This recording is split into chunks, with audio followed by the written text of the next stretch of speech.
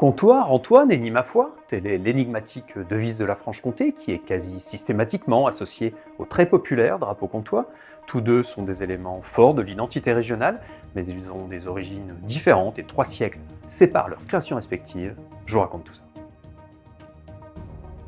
Quand la Franche-Comté est-elle née, les Séquanes gaulois puis les Romains en ont dessiné les contours, mais son destin se joue quand Charlemagne partitionne en 814 l'immense royaume de Bourgogne. À l'ouest, un duché, l'actuelle Bourgogne, s'ancre à ce qui va devenir la France. À l'est, un comté, notre future Franche-Comté, va entrer dans la sphère d'influence de l'hétéroclite Saint-Empire germanique dont il adopte l'aigle dans son premier blason. Mais les comtes de Bourgogne bataillent pour leur autonomie. En 1127, le comte Renaud III refuse de se soumettre à l'empereur et se bat pour que sa terre soit franche, c'est-à-dire libre de tout impôt ou hommage. Le nom Franche-Comté naîtra de cela. Un comté qui se rapproche de la France. En 1280, le comte Othon IV remplace l'aigle de son blason par un lion d'or sur fond bleu parsemé de billettes, en référence au roi Philippe le Bel. Au XIVe siècle, le comté et le duché de Bourgogne sont réunis par le jeu de mariage et forment durant un siècle les États bourguignons. Cette entité indépendante est riche et puissante au point d'être une rivale du royaume de France. Mais la mort de son prince Charles le Téméraire ouvre une guerre de succession dont la France et la Maison d'Autriche entendent profiter.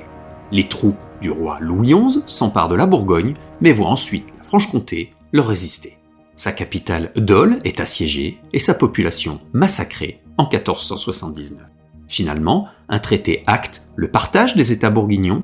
Le duché devient français, tandis que le comté passe aux mains de la puissante famille des Habsbourg. C'est pour la Franche-Comté le début d'un âge d'or de 150 ans. Protégée par un statut de neutralité, elle reste à l'écart des guerres, une situation qui demeure même quand Charles Quint partage son immense empire, son frère Ferdinand Ier devient empereur et prend la tête des terres germaniques, quand son fils Philippe II d'Espagne règne sur tous les autres territoires, dont la Franche-Comté. Le comté de Bourgogne a bataillé pour gagner son autonomie face à l'Empire germanique avant de faire partie d'une grande Bourgogne, puis de passer avec bonheur sous la coupe autrichienne puis espagnole. Elle a alors déjà le blason qu'on lui connaît, mais devra attendre des heures difficiles mais héroïques pour voir naître sa fameuse devise.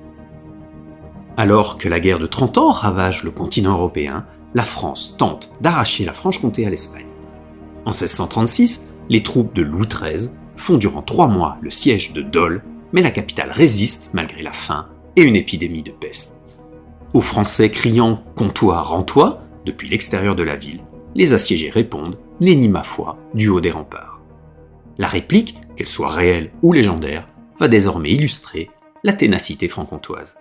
D'autant plus que le siège est levé alors que des troupes arrivent à la rescousse.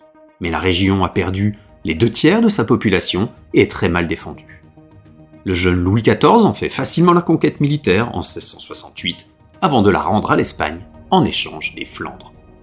Sa nouvelle tentative, 6 ans plus tard, s'avère plus dure. Les Francs-Comtois défendent chaque village, quitte à se faire massacrer, notamment dans le Nord-Franche-Comté. L'annexion française est entérinée par le traité de Nimègue en 1678. Bien que de culture francophone, la Franche-Comté devient française pour la première fois de son histoire.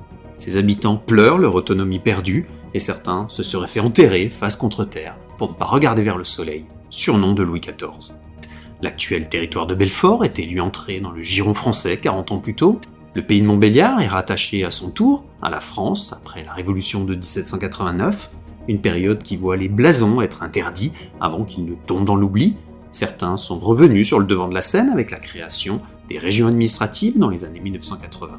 C'est le cas en Franche-Comté, où le président du conseil régional, Edgar Faure, a fait adopter officiellement les couleurs historiques, ainsi que la devise « Comptoir en toi, nenni ma foi ».